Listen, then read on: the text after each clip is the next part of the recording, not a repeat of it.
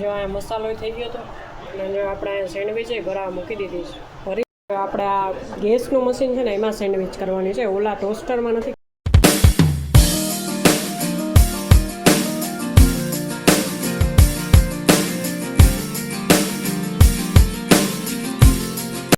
Hello guys, good evening.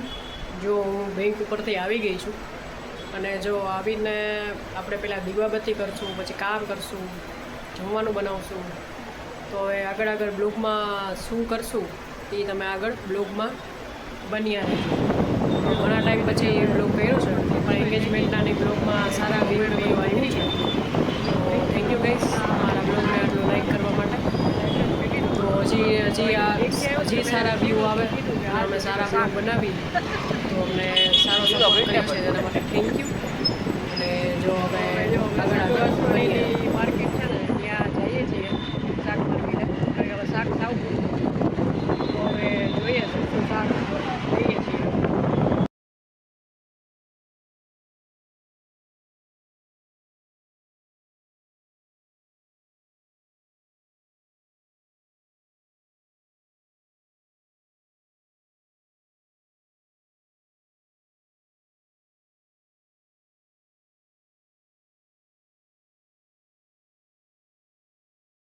જો finally શાક માર્કેટમાં આવી ગયા.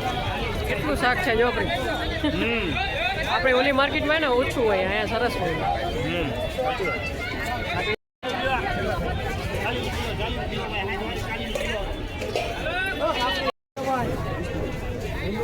લીંબુ 60 500 ખાલી હાલો, 80 વાળા 60 500 ખાલીનો ભાવ છે. કાકરિયા 60 કિલો મળે, ભાઈ 40 કિલો મળે. લીંબુના 60 500.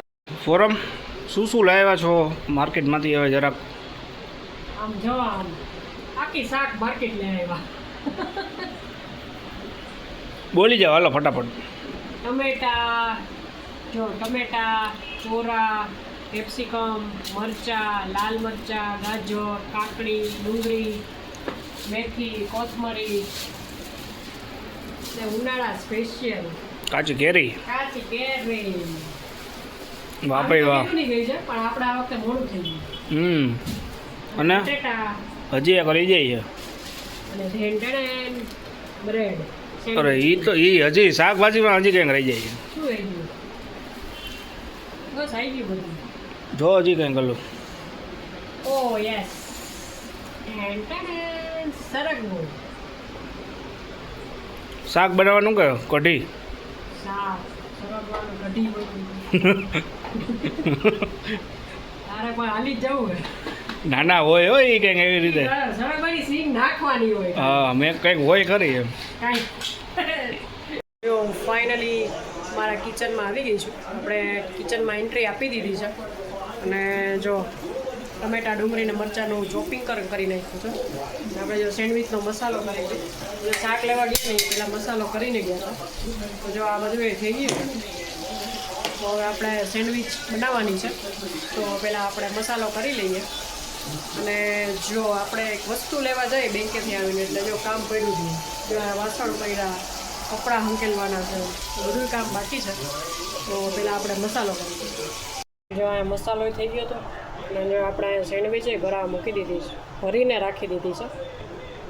તો જો હવે આપણે સેન્ડવિચ કરી લઈએ.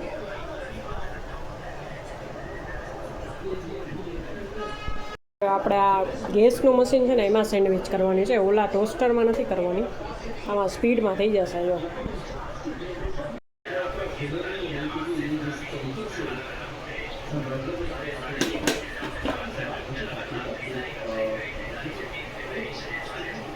સેન્ડવિચ ખાવી છે ને.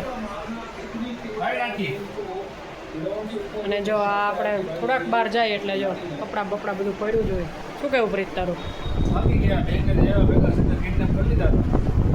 જાવું તો પડે ને વસ્તુ લેવા.